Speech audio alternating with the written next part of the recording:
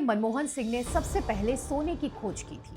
उन्होंने ही world bank की स्थापना की और देश में आरबीआई और एसबीआई की नींव भी उन्होंने ही रखी थी। इसके साथ ही देश में सिक्के और नोट का प्रचलन शुरू करके उन्होंने भारत की गरिमा को नई पहचान दी थी।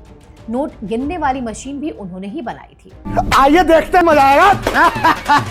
ऊपर जो भी आपने सुना ये हम नहीं कह रहे हैं और न ही ये सत्य है, लेकिन प्रतीत होता है कि कल को कांग्रेसी नेता डॉक्टर सिंह के बारे में यही सब बातें कहते दिखाई दे सकते हैं। आप नहीं मानते तो ये देखिए। देश में आर्थिक संकट था। मनमोहन सिंह जी ने देश को आर्थिक संकट से उबारा। देश का सोना गिरवी रखा था, उसको वापस लाया और देश की गरिमा को दोबारा एक नई पहचान दी। आपने देखा, सुक्खू कह रहे हैं कि देश का सोना गिरवी रखा था और उसे मनमोहन सिंह वापस लेकर आए। आप फिर सुन लीजिए। देश का सोना गिरवी रखा था, उसको वापस लाया और अब आप बताइए, कल को अगर हिमाचल प्रदेश के सीएम वही सब बातें कहने लगे जो हमने वीडियो की शुरुआत में कही, तो क्या कोई आश्चर्य की बात होगी?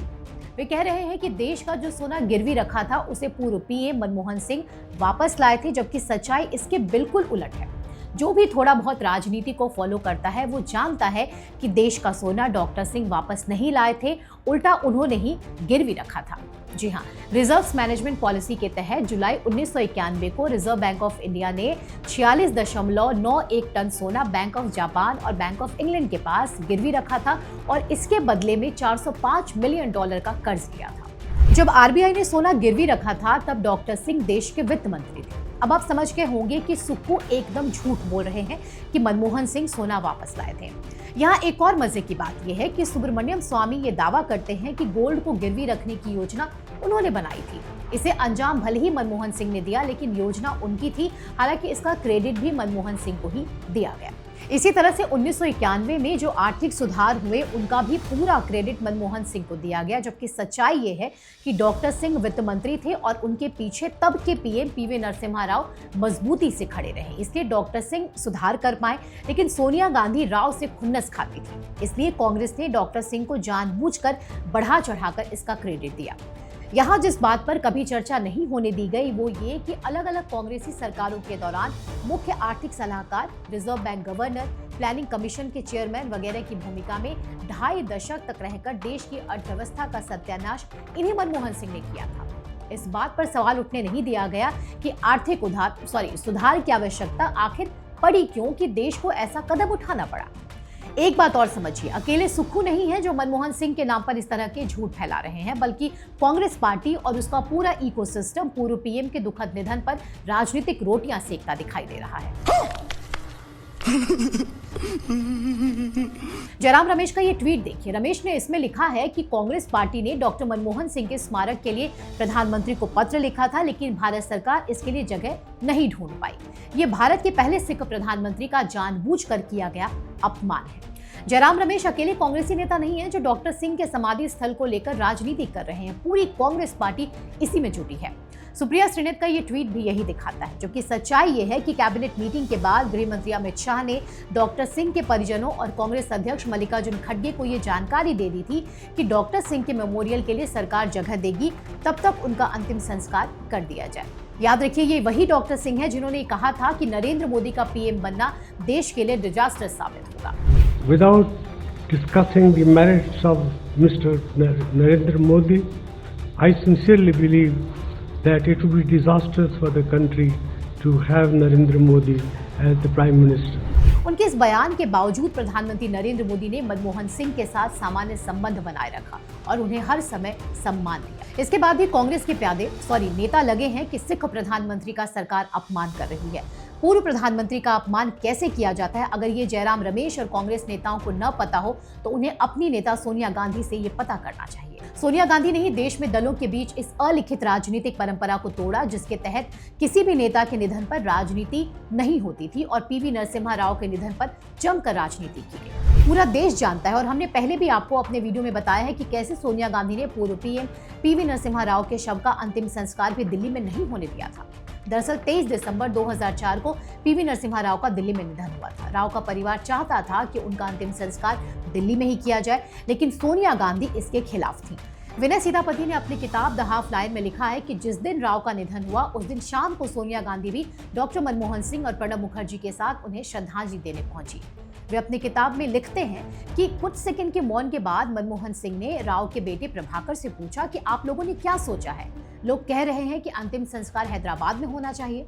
प्रभाकर ने कहा कि पिताजी की कर्मभूमि दिल्ली थी, आप अपने कैबिनेट सहयोगियों को समझाइए कि अंतिम संस्कार दिल्ली में ही हो। इस पर सोनिया गांधी कुछ बुदबुदाई।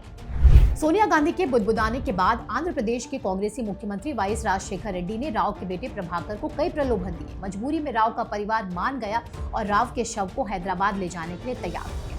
उनका शव जब कांग्रेस मुख्यालय के सामने से ले जाया गया तो सोनिया गांधी ने पार्टी हेडक्वार्टर के ताले लगवा दिए थे। उनके परिजनों ने हाथ जोड़कर कहा कि थोड़ी देर के लिए शव को कांग्रेस मुख्यालय में कार्यकर्ताओं के दर्शन के लिए रख लेने दो, लेकिन उनकी प्रार्थना को कोई भाव नहीं दिया गया। जब राव का शव कांग्रेस मुख्यालय से निकला तब सोनिया गांधी और मनमोहन सिंह वहीं थे। इसके बाद भी पार्टी मुख्यालय का गेट नहीं खोला गया था। लगभग आधे घंटे तक उनका शव वाहन कांग्रेस मुख्यालय के बाहर फुटपाथ पर खड़ा रहा। इसे कहते हैं अपमान करना, जो सोनिया गांधी ने किया था वो इससे पहले देश की राजनीति में कभी नहीं हुआ था। कह सकते हैं कि इस तरह की घृणा की राजनीति की शुरुआत सोनिया गांधी ने ही की। ऐसा भी नहीं है कि अकेले राव के साथ ऐसा किया गया। पूर्व राष्ट्रपति प्रणब मुखर्जी की बेटी शर्मिष्ठा मुखर्जी कहती हैं कि जब उनके पिता यानी प्रणब मुखर्जी का निधन हुआ तब CWC की बैठक बुलाकर उन्हें श्रद्धांजलि भी अर्पित नहीं की गई थी। ये है सोनिया गांधी की राजनीति और आज उसी तरह की राजनीति कांग्रेस डॉक्टर सिंह के निधन पर करती दिखाई दे रही है। याद रखिए 2013 में स्वयं मनमोहन सिंह की सरकार ने ही यह निर्णय किया था कि यमुना किनारे राजघाट के पास अब किसी राष्ट्रपति, उपराष्ट्रपति या फिर प्रधानमंत्री की समाधि के लिए अलग जगह नहीं दी जाएगी। अलग समाधि स्थल बनाने के बजाय राजघाट पर एक कॉमन जगह तय की गई।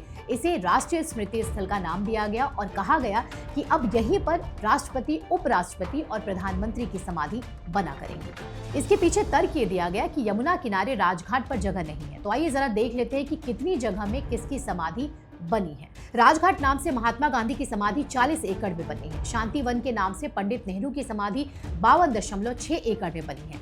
विजय घाट नाम से लाल बहादुर शास्त्री की समाधि 40 एकड़, शक्ति स्थल नाम से इंदिरा गांधी की समाधि 45 एकड़, वीरभूम नाम से राजीव गांधी की समाधि 15 एकड़ में बनी है। अब सवाल ये है कि जब इतने बड़े बड़े क्षेत्र में पूर्व प्रधानमंत्रियों की समाधियां बनी है, फिर PV नरसिम्हा राव को भी एक जगह क्यों नहीं दी गई? सवाल ये भी उठ रहे हैं कि 2013 में सरकार में रहते हुए क्या सोनिया गांधी ने राजघाट पर अलग मेमोरियल बनाने पर रोक इसलिए लगवा दी थी क्योंकि वे स्वयं कभी PM बनी नहीं थी? जब सोनिया गांधी ने मनमोहन सिंह से अलग मेमोरियल पर रोक लगवाई थी, फिर अब उन्हीं मनमोहन सिंह के लिए अलग मेमोरियल पर राजनीति क्यों कर रही है? कुछ लोगों का ये भी कहना है कि अगर कांग्रेस पार्टी और सोनिया गांधी डॉक्टर सिंह का इतना ही सम्मान करते हैं तो पंडित नेहरू की 52 एकड़ में बनी समाधि में से जगह देने की मांग करें और वही डॉक्टर सिंह की समाधि बना दें। खैर, इन सब घटनाओं के आधार पर एक बात कही जा सकती है कि निधन पर राजनीति करने का ये कल्चर देश में सोनिया गांधी के पदार्पण के बाद शुरू हुआ और आज भी कांग्रेस वही करती दिखाई दे रही है। इसको लेकर आपका क्या कहना है कमेंट सेक्शन में हमें जरूर बताएं। हमारा कंटेंट पसंद आए तो चैनल सब्सक्राइब करें। जय हिंद।